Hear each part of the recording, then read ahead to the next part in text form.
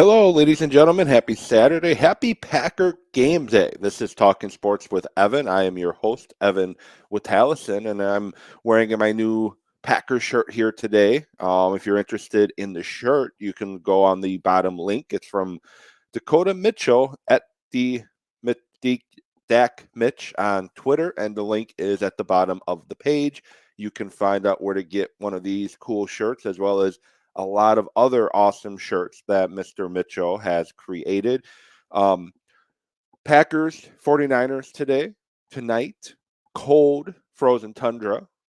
Excited for what that game could bring to the Green Bay Packers, and going to be talking about that here today in this episode of Talking Sports with Evan. First time ever doing a show on a Saturday. Now that I'm thinking about it, I don't think I've ever, well, not first time I've done Talking Sports with Evan on a Saturday. I used to do Red Light Sports Ramble and um, Red Light Sports Rant on Saturdays with Troy Robert, but my first time doing Talking Sports with Evan on a Saturday. And I want to thank you all for tuning into the broadcast, tuning into the show, tuning into the Packer and 49er preview. And I want to get your thoughts on the Packers and 49ers. The Packers 5.5, 6-point favorites over the 49ers here today. But if you listen to a lot of the talking pundits on the national shows, you would think the Packers are the underdogs in this matchup. So I'm going to kind of talk about that game, preview the keys to victory for Green Bay, and why I feel that the Packers definitely will get this win. But before I do go into that, I want to go into some Milwaukee Bucks. The Milwaukee Bucks beat the Chicago Bulls last night, 94-90. And typically with the Bucks, you're looking at a score that's, as Justin Garcia said during the Bucks post-game show last night, that is typically what they score after three quarters sometimes. But it was definitely a hard-fought victory for the Bucks, beating the Bulls.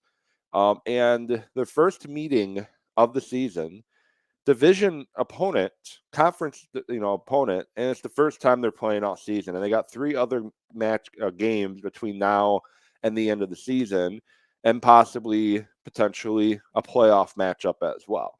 But ultimately, I'm not really worried about the game. The Bucks shot sloppy. They played sloppy at times, but they got the win, and that's ultimately what matters. It doesn't matter, if you win by 2 or if you win by 100. What matters is you get the win, and that's also going to be a theme of the game tonight. It doesn't matter if the Packers win by 2. It doesn't matter if the Packers win by 100. What matters is the Packers win, and with the Bucks, it's nice that they're finally getting in full health. You look at the stretch of games where they lost, I want to say 7 of 8 or 6 of 8, something like that. Most of those games, they didn't have Drew Holiday. And I know you have your MVP in Giannis, and you're expected to win when you have Giannis as your MVP. But you also, it's also a lot of matchup based. And yeah, the Bucks blew out Golden State because the Bucks are, Golden State and the Bucks match up well against Golden State because Golden State doesn't really do much defensively. They don't really have the guards that can really stress the Bucks offense. And no disrespect to Steph Curry, they just don't. And you also look at the the Brooklyn Nets without Kyrie. Kyrie's still out. Actually, I think he might have played that game. But either way, the Bucks took the Brooklyn Nets to the woodshed as well. But you lose to a team like your Charlotte Hornets, and the Hornets have strong defensive guards, and Toronto's a team that is a bad matchup for Milwaukee. The things to keep in mind with the Bucks and their recent skid is that when Holiday, Middleton, and Giannis all play, the Bucks are now 18-3. In 21 matchups, they're now 18-3 when the Bucks' big three plays. And if those three can stay healthy and the supporting cast can stay healthy, there's no reason why this Milwaukee Bucks team can't just run away with not only the division, sorry, Bulls, but also potentially the Eastern Conference, because Durant is going to be out for a while. Ball for the Bulls is going to be out for a while. Levine is out. This is a chance for the Bucks to try to stack up some wins and try to not only catch up to the one spot in the East, but also build on that lead a little bit. But the thing is, they have to beat the Sacramento Kings tonight. That's going to be a key component to this game, is they got to beat the Kings tonight. If they can beat Sacramento, cool, win a game you're supposed to win. And if not, nobody's going to be watching anyways, because the game's going to be coinciding with the Packers. So just kidding, but most people are going to be watching the Packers anyways. But the Bucks are fine. I'm not worried about Milwaukee. I'm not worried about if they're going to make the playoffs or not. I keep having somebody tweet at me and other Bucks, and I'm tweeting at me and tweeting at Bucks broadcasters and writers that they're going to not even make the playoffs and whatnot. And that's just stupid. The person that keeps talking about that is just dumb. They're going to make the playoffs. They're going to be a top 3 seed, and they are likely going to compete for the NBA Finals once again. When fully healthy, the Bucks are a team to beat in the Eastern Conference. It's just the way it is. And if Brook Lopez can come back and contribute a little bit, this team's going to be even better for it. So, moving on, the reason why I'm doing a show today, and the Packers are playing the 49ers here tonight. And, Lamont, I think you could be right, too, before I do move on. The Bucks will likely make a trade and be a major player in the buyout market. One seed in the East by at least. I agree with you. I completely agree with you. I completely agree with what Lamont's saying right there. John Horst is a genius. John Horst has shown time and time again that he can get out of bad contracts and he can make trades out of nothing. He traded DJ Augustine and DJ Wilson for PJ Tucker, as Justin Garcia quoted in Bucks Talk the other couple weeks ago. He took 2 DJs and created a PJ. That was a genius move. He also was able to move on from Torrey Craig's contract. It was a good signing at the time, but unfortunately, Torrey Craig did not work out in Milwaukee, kind of like the same way Semi is not working out currently in Milwaukee as well, unfortunately. He was supposed to do the PJ role, and between injuries and just ineffectiveness, he's unplayable right now. And I think you saw the Bucks yesterday. I'm going to pull up who actually played, because now that they're healthy, because I know Jordan Nwora has been getting a lot of action recently with the injuries. That's one example. But when they're fully healthy, you're going to see guys such as Semi and Jordan Nwora not getting much action at all. Help if I click on the Bucks instead of the Brewers to get the score up from yesterday. That'd be more helpful. Yeah, so the Bucks Bowl yesterday looked like a playoff game. 2 heavyweights going head to head. The Bucks bench, yes, you had the starting lineup of Giannis, Middleton, Portis, Hill, and Allen. And then the bench, you had Holiday getting 27 minutes off the bench, Matthews, Connaughton, DiVincenzo. That's likely going to, add Brook Lopez to it come playoff time. That's likely going to be your playoff rotation. What you saw last night, just with the addition of Brook Lopez when he's healthy, that's going to be your rotation in the playoffs. And then you may not see Bobby from time to time. Bobby didn't play a lot in the in the fourth quarter when he had the tying basket for the final time before the Bucks took the lead for good. Close game throughout, but when it was the closing moments of the game, Portis wasn't in there, and it was Matthews, Holiday, I want to say Hill, Middleton, and Giannis. That was basically the 5 they went with. You're not going to see Semi. You're not going to see Thanasis. You're not going to see Hood. You're not going to see Nwora when it matters most come postseason. That's just my thought right now. And I know it's too early to start talking about playoff rotations and whatnot, because the Bucks need to get there first. But to me, the reason why it was also a good win for the Bucks, they shot, Bucks are a team that, quote, let it fly. They shot 19% from the 3-point line, and they still won the game.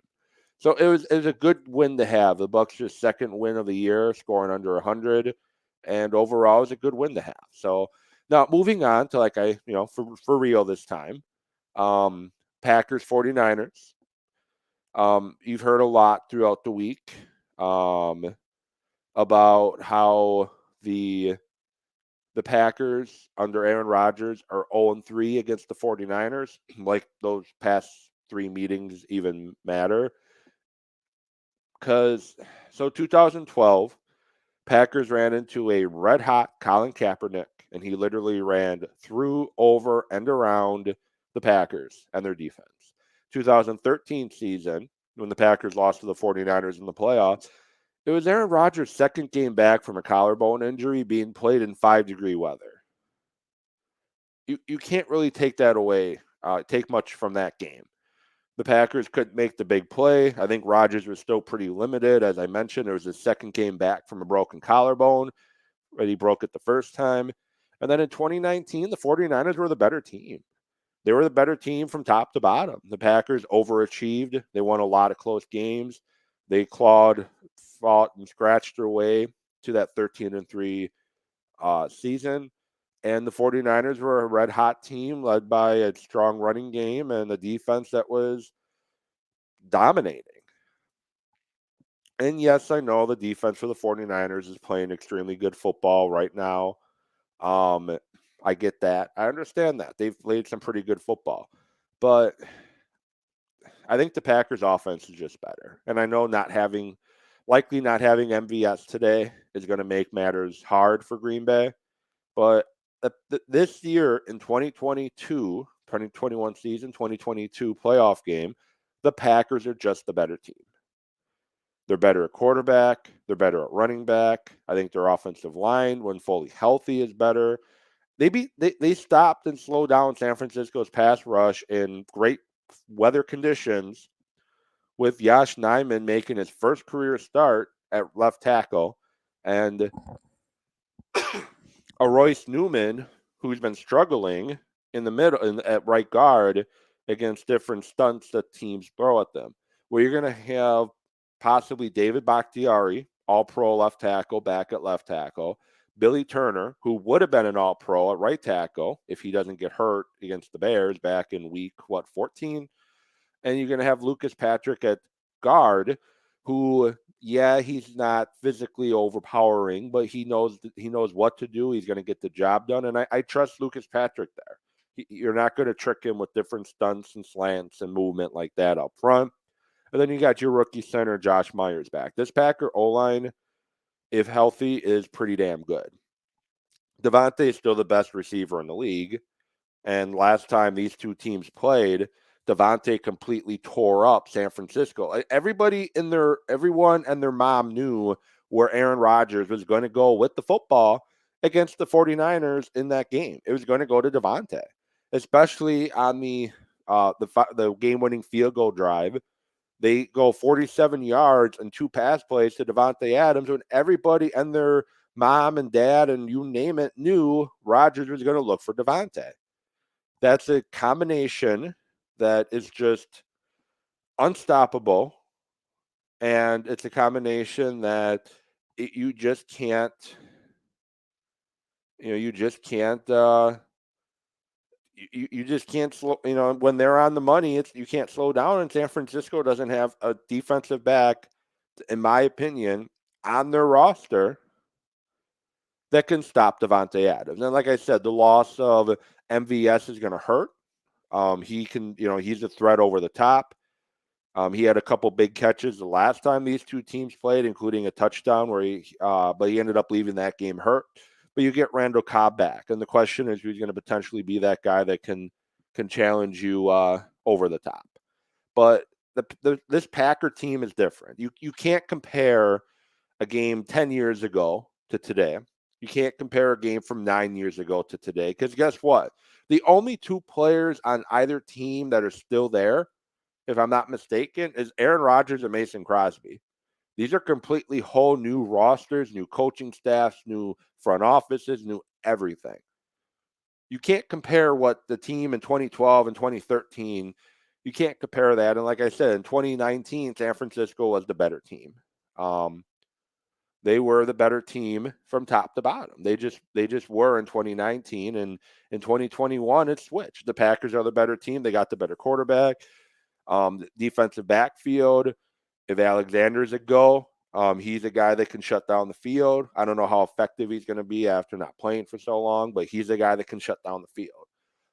Eric Stokes has taken huge jumps his rookie year, and he had a couple penalties called against him in week 3 that shouldn't have been called to begin with, but maybe with some more experience, more track record in the NFL, maybe he doesn't get called for those pass interferences. One in the end zone and one on the 49ers drive that gave them the lead for the first time in the game that led to the Packers having to have that game-winning field goal. Zadarius Smith is back. Whitney Merciless is back. I know cutting Kiki Kingsley during the week is kind of head-scratching when you're going up against a team that can pound the football down your throat, but San Francisco is likely going to try to attack the edge. So it's going to be up to Rashawn Gary and Preston Smith and Merciless to control the edge and try to force things back inside, where you got Campbell, Kenny Clark, Chris Barnes there to try to clean it up. And you also didn't have Campbell the last, when these two teams played in the playoffs the last time either. Campbell, all-pro middle linebacker. We've seen what a linebacker at his stature can do to a defense. He's a sideline-to-sideline guy. He's a sure tackler. The Packers are one of the better tackling teams in the NFL right now. And it starts with Campbell up front. It starts with Campbell making those tackles, not allowing guys to get to the second and third level because he's so quick to the football. So I know I'm talking super confident. There are some concerns I have. Packers defensive line. Dean Lowry's been playing really solid football this year.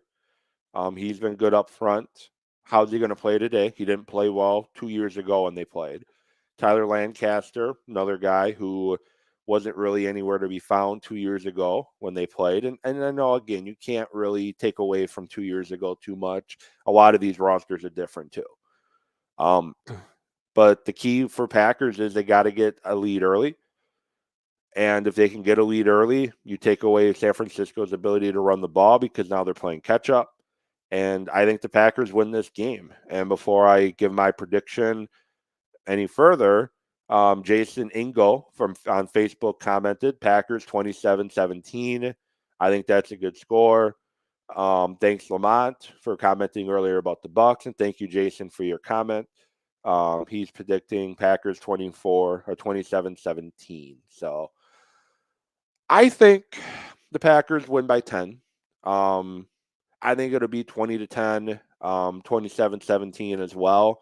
It's going to be hard to score points today. It's going to be cold, maybe snowing early in the day. The field's probably going to be a little slick. You have the heating coils to go along with the ice cold temperatures. It could cause some slickness, and it can, 49ers, it could slow down their running game a little bit because they're not used to running in these conditions. It could slow the pass rush down. I think the Packers win. I think they're the better team. The better team should win. And Packers win by 10. They not only cover, but they beat the spread. So that's my thought. And you can follow me on Twitter at EvanWittSports if you want to follow along during the game.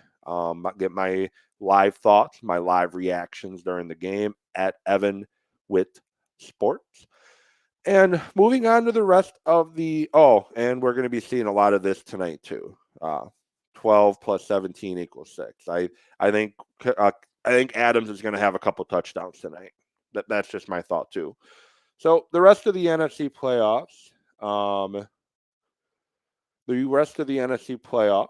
The other game you have today is the Bengals and the Titans. This to me is a toss-up. The Bengals running defense is hurt with the loss of one of their D linemen who got hurt last week against the Raiders. They do stop the run well. They struggle to stop the pass. Derrick Henry's back. Burrow and Chase are just on a different level. right now throwing the football than anybody not named Rodgers and Adams. And the Titans pass rush, if they can get pressure on Burrow and knock him around a little bit, it should be a Titans win. But it's a toss up. And right now, I'm leaning Titans. I think the Titans get the victory. I think the Bengals are just still too young. Chase Joe Burrow is going to see some stuff he hasn't seen yet from the defense, and I think he's going to struggle to throw in Tennessee a little bit. Hostile crowd. I think the Bengals fall. It's going to be close for a while, and then the Titans pull away in the end, riding on King Henry. Rams and Buccaneers tomorrow. Both teams are hurt on the offensive line. The Rams left tackle is out. The Buccaneers right tackle is, if he plays, is going to be severely hindered by a high ankle sprain. I'm a believer in it's all one up front. Both teams have great pass rushes. Both teams can get after the quarterback. I think just Cam Akers coming back healthy is going to be what turns the tide. And I think Stafford's able to make enough big plays down the field. And I think the Rams knock off Tampa Bay tomorrow afternoon. And you got Bills and the Chiefs. Should be a great matchup. I think this is a matchup we're going to see potentially in the AFC playoffs moving forward. I know the Chiefs are going to have a lot of money gymnastics to play with different contracts starting to hit the books and the salary cap becoming a problem. I think that's going to be a potential problem for Kansas City moving forward. And the Bills, they're going to have to start paying Josh Anderson his big extension rather than just his rookie deal. So there's going to be a lot of salary cap gymnastics they have to play as well. But we're not worried about that today. We're worried about who's going to be the better team tomorrow, and the Bills and the Chiefs. And I think Buffalo gets the win.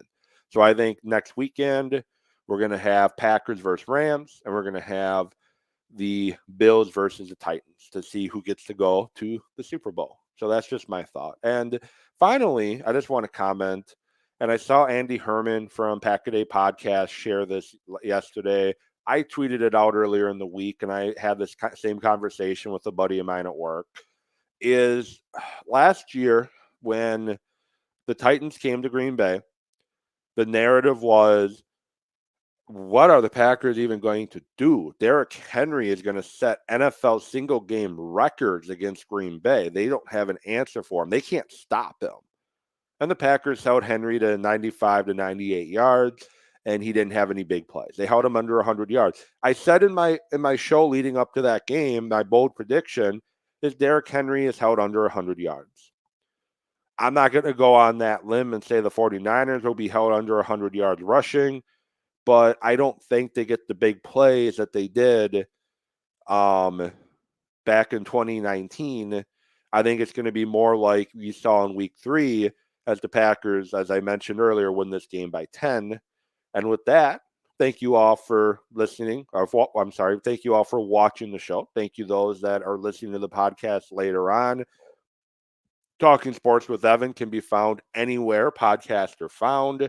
Spotify, iTunes, you name it. If it's a podcast platform, you're likely able to find this show. So with that said, go Pack Go, and hopefully tomorrow or Monday I can bring you a celebratory episode of another NFC Championship bound edition of Talking Sports with Evan, not a off-season bound edition. So with that said, hope you all have a great and wonderful Saturday. Be safe, be good, hug your loved ones if you are able to, and I will get back at you later. Bye.